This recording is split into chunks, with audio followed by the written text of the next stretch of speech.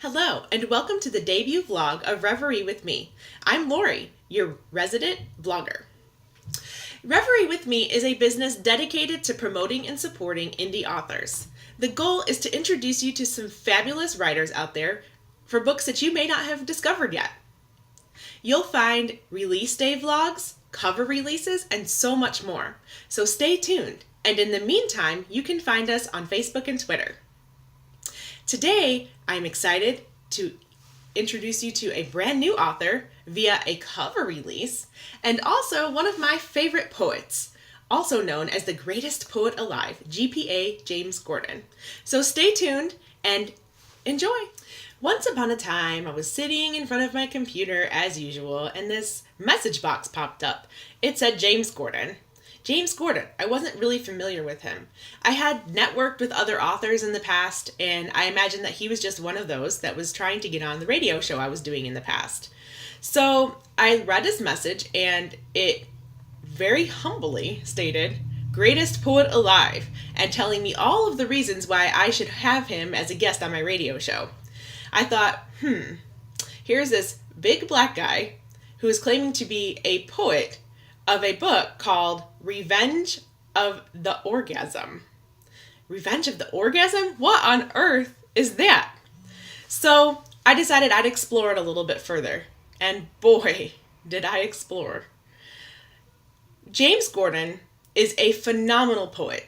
And though his facade on Facebook is that of a very egotistical person who is very high on his gorgeous looks, his wonderful writing, and his success as a poet, one of the, in fact, probably the best African American poet out there right now, he's actually incredibly humble.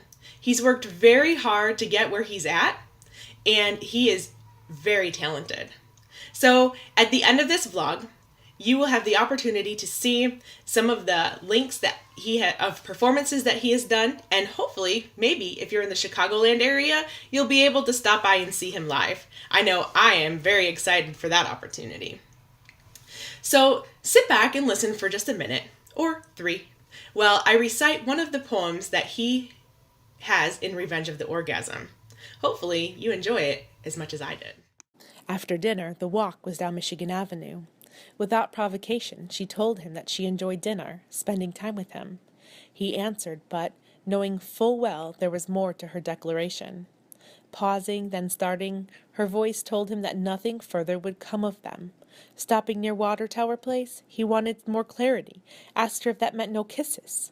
Yes, she answered, wanting to know then if her heart was not to be his. Yes, she answered, and without him asking, told him that she would never make love to him. He looked at her and smiled, stopping in front of her on the corner of Michigan and Ontario. He said this, "In the morning, when you get ready to leave out for work, times after you have eaten, prepared for a date, or just need to reapply, allow me to be your lip gloss. Then, without offense to your wishes, often I can indulge in your kisses, thin or thick would they be, but the frequency and intensity solely up to you. So if I cannot kiss you in this mortal form, then allow me to do so as your lip gloss." She giggled, and he kissed her quickly, her mouth open in surprise. He kissed her again and continued, "Can appreciate your hesitancy when it comes to your sacred place. You are, after all, a lady, and never would want to discover disgrace. Nor would I wish or bring you to such dismal depths. Aware even more, so that the place that keeps your affection, trust, deserves intention of a higher purpose. So let me propose such. I can make love to you constantly. Thongs, boy shorts, G-strings, bikinis, and briefs would all denote the positions that we can entertain. The various colors would represent the various backgrounds, for all of it is close to you at all times, separated only when bathing, showering, but still can watch your orgasm at your summoning, for always I would be on edge of chasm. At the same time, that lower self-occupied, beating muscle would feel affection as well, twofold, tightly, close, so that not only am I shielded from others' wavering eyes, but would also have my hands on your heart, so that you would feel my affectionate touch. Athletic, push-up, full, halter, no matter, never would you have questioned my motive. Never would you have to wonder where I am. And if I could speak, I would tell you I am where I want to be, close to your heart. So if no love you wish to make with me, or your heart more worthy than being in these hands, then let me exist as your undergarments. She stood and looked at him. He smiled and shrugged. Then he looped her arm through him as they continued walking down Michigan Avenue. As they neared the bridge over the Chicago River, she laughed aloud and said, "Lip gloss and undergarments," and he laughed. Phew, that was pretty intense, huh? And can you imagine there is an entire collection of these poems in Revenge of the Orgasm? James Gordon is a pretty phenomenal poet, so it's no surprise that he's up for Poet of the Year. At the end of this segment, you will be able to find a link to go and vote for him yourself. So I encourage you to stop and take a moment to find Revenge of the Orgasm and other work by James Gordon, especially if you're not a fan of poetry. I never really was a fan of poetry. I don't really have a good reason why, but I think it's pretty amazing that he's able to pull one of the most popular genres out there right now, erotica, into these little poems. And from what I understand, these aren't just things that he thought of, these are actual experiences that he went through. That just brings it even more to life. So if you're looking for something to heat you up a little bit, spice up your love life, or just to get your blood flowing a little bit faster, I encourage you to check out Revenge of the Orgasm by James Gordon.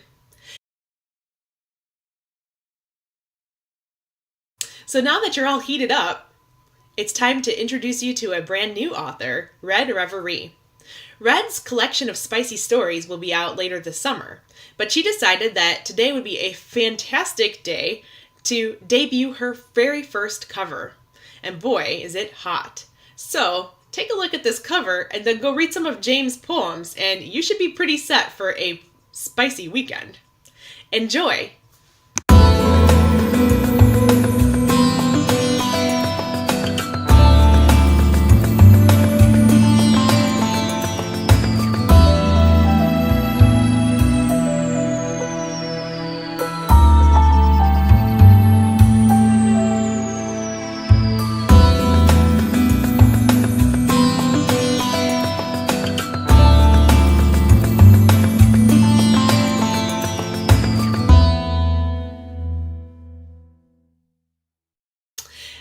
Well, that's a wrap, everyone. Thank you so much for watching. I do hope you enjoyed learning a little bit more about James Gordon and that you will take a moment to go and vote for him as Poet of the Year.